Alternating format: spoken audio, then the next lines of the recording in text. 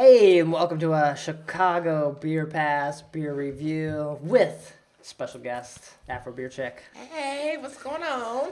And we are going to be drinking this double barrel V.S.O.J that everyone is hyping up. Yeah. It's the last Deep Woods of the year or the season.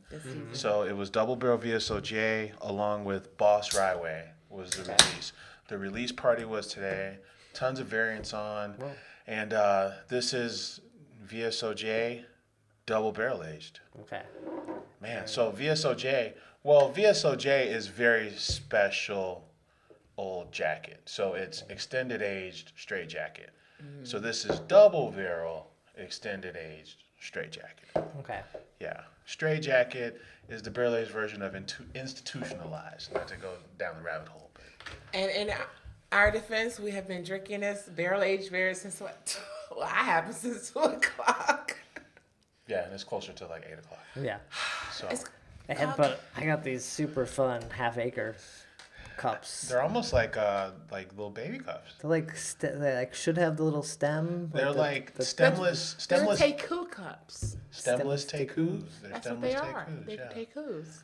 Because the Gorgeous the stem ones suck because you just break them. They break. Yeah, I mean, I might have broke one Yeah. or two. Oh my God, I can't tell you how many of my, it's so funny, I can't say how many of my Teku glasses These are he's harder. broken. These are harder to break. But let me break one of his, it's a problem. I'm mad. That's why stemless wine glasses are great too, because you just They're harder to break. yeah. I'm gonna break one of his glasses so that you can see how it feels. But enough about the glass. We got the beer here. The color is great. Very dark, giving you that roasty color. I love the descriptor here. All it says is a shrine to oak, blending, and patience. Okay. Yeah. It takes a lot of patience. So this is a Jim Seaback, a Marty Scott original. Original. Okay. Yeah. Oh, it just feels like something that you'd have simmering on a pot. Like Oh it's- yeah. Like my grandma used to like boil. She used to make incense. You know, she'd put a bunch of like spices in a pot and boil it, and it lights up the whole room. You know, yeah. it's kind of like reminds me of that. Or like it's basically like it had these mulled wine aromas, but it was meant to be an incense. Kind of reminds me of that a little bit. The really dark fruits, right? Yeah. This is very fruity.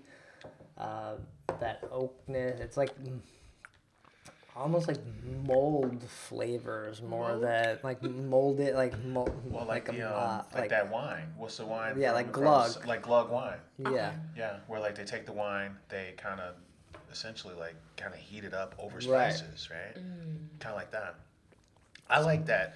In this beer, the bourbon character, the oak character is like part of the band, right? Like it's not standing out more than the other flavors. Like everything is just kind of even, you know? I like the fact that it's not overly sweet and well balanced. Yeah, I think I was saying toffee, and I love my favorite note about V.S.O.J when it opens up, it's like this little black walnut ice cream thing Yeah. that I really get excited about.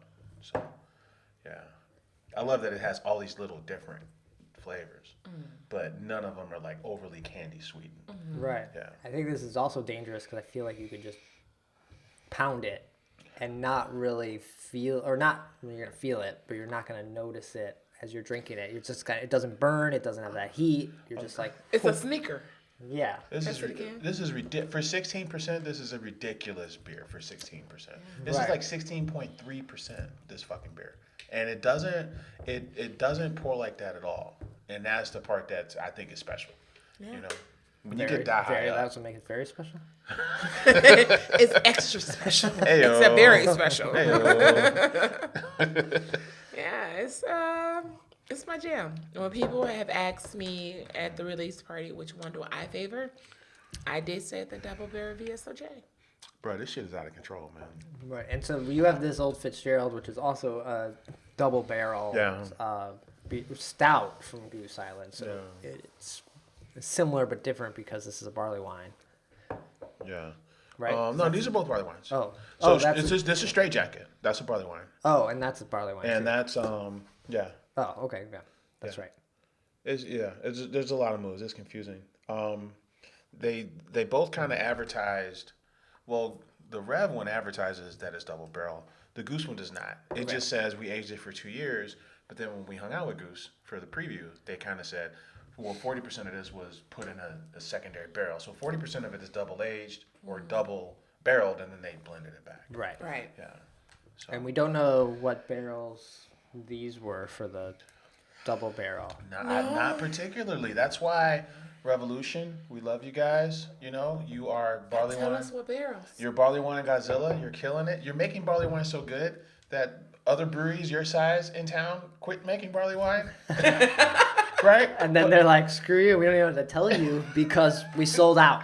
It's gone. However, yeah, You don't even need to know. You don't want to know. So are we because- saying that Revolution is like the Michael Jordan of bottler wines? I mean, I made that assessment earlier today, and it was like, damn, you're right. Who makes barley wine or rye wine better than fucking Revolution? They're the Michael Jordan of bottler wines. They're the 23s of bottle wine. Revolution, if you're listening, I'd love it if you guys. I miss the calls. You know how we hang out and do the Zoom call. Oh yeah, that was A so little cool. preview, and then they really break down everything, like how they arrived here, why they picked these ingredients, why this is important to them. I would love to see that again. Yeah. Yeah. Yeah, this is super tasty. I feel like it would go great with some ice cream on the side. Like it feels like you're having like a cognac or something at your end of your meal, like a digestif, that you're just like, I kind of want something maybe a little sweet or creamy to go with this. I actually told Josh Deeth tonight that I would be interested in trying this in a milkshake, in one of my cocktails, and making it a milkshake. And he was like, man, I think that would be good. I think what you guys are saying is important because whether it's Fernet as a digestif or whether it's like a Buffalo Trace cream, a bourbon cream, right? Like this thing kind of it reminds you of every delicious thing that was dark that you've ever had. It reminds you of a lot of delicious things. Now that I'm thinking about it, it almost reminds me of drinking a vermouth. Like that's sort of where I'm feeling like I'm going to sip on this, and you're just kind of, it has some of those similar moves to me. Sweet or dry? Like a dry vermouth. Okay. Like sipping like a Spanish or Italian vermouth. I agree with your assessment. Yeah, because there is a difference between the sweet and the dry. Oh, for sure, yeah. I know Yeah. you do more cocktails than me, so that's a little more He's advanced. just dry. He's like, it's vermouth, I'm buying it. Yeah. Not even like a vermouth. This is just a drinking vermouth, not a vermouth That's for too cocktails. That's too advanced for me. But I think when you were talking digestif or Buffalo Trace bourbon cream or black walnut ice cream, it kind of reminds me of all those things. And then I get bourbon. Okay. And I get toffee. So if I was doing this off the top of my head, if I would say, okay, we're going to have bartender awards and we're going to turn double barrel into a cocktail, I will put some French vanilla ice cream, because you got to have that good base, some double V.S.O.J, a little bit of the chocolate liqueur, and a little bit of the walnut liqueur. Just to kind of heighten things. And some bourbon. So heighten things so they don't get lost in the cream. Yeah. Yeah. This beer is fucking crazy. This beer is nuts. Yeah. I think it just got nothing. drinks too smoothly. That's exactly what I'm saying. That's the problem. It's dangerous. Yeah. Come on, give me a glass and let me pour some more. So it's like you know. You so good? I'm good right now. It's 16%, Come on, Nick. right? Yeah. Wait, give me a second. Oh my God. You know what? It's Wait, no, but save us some though. Of course. Oh, look. Oh, but what I was gonna say was like, it's all the like when you have a typical barley wine, the first thing you notice is, man, there's a ton of heat here. Right. Whether you smell it or whether you taste it, you're like, I get all this other stuff, but it's behind a wall of heat. Yeah. So I get a little char and heat when I smell this, but the minute I drink it, it's like all the best things about fucking barley wine with none of the heat. Right. But then it's also 16%, and now I'm like, well, what the fuck's going on here? You know. That's true. That is so true. And you can't get it. Yeah. It's like your little secret. There's some funny shit. So they sold out of this one, which in the past we've seen Deepwoods make it to Binny's and just other places and just kind of sit on the shelves. But this one is guaranteed it's sold It's out. gonna be gone. Are they? I don't know if this even makes it. Does it make it to stores? I don't know. I want to say yes because it was in the mix 4-pack. Yeah. So wasn't the ABV Well, it was Chicago a mix- guys last night saying it's already sold out? it's in the mix 4-pack for like a preview. Yeah. But I don't know if you. It kicked. I know. Well, okay. So when I was there, they said it kicked pretty quickly at the brew pub, and it was running low at the tap room when we were there. Yeah. So yeah, I don't see this really sticking around. This was the we were saying in the last recorded show. This is the craziest day at Revolution as far as people and population goes that I maybe have seen in the entire 11 or 12 years. 200 people outside, and it's only 280 capacity inside, and they were at max and still had people outside. All for the love of barley wine. That's great. You could usually go there on Saturday, the day after, and still get almost everything. Exactly. These beers debut on a Friday. You can show up on a Saturday. You can show up on Sunday and still get them. But not tonight. I don't think that's happening. No, I think because I think it's a wrap. It started kicking when we were there. It's like, okay, they would start to put new beers on when we were there. Like, okay, it's done. Crazy. Yeah. Damn. All right. So what does this bump out of the top? I think we did a video on the top 5 before. I don't remember what was in the top 5, but Yeah, for last year. or for just all of them. Oh, just all I'd time. have to look back at our video. That's true. We did our all-time favorite Deepwood series. I think V.S.O.R. and V.S.O.J. were there. Right. But Supermassive was there. I think Supermassive is super underrated. Right. It is. I do. I think Supermassive ranks high, probably no lower than And I third. think we have one of the 10. It might bump out 10, and I think we had a berry, maybe a mixed berry or one of those. That's true. I think. We might have had the honey bear. What else is in this 4-pack? Boss Rye Way. Okay, so I didn't have that one yet. And Same. I haven't had that one either. I think mixed berry Rye Way or the 10th anniversary might be out. Okay. If we're talking top 5. Yeah. Yeah, because V.S.O.R. and V.S.O.J. are still there. And Supermassive. And Supermassive is still there, so that's 3.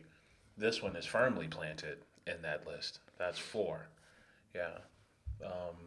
For me, I would put Cherry as 5, but, not everybody's into the Cherry. I think their Cherry, Death by Cherries, I think is one of the 5 best Deep Woods that ever came out. So. Yeah. Would we open on the Christmas party? I think we either said coconut or cherry.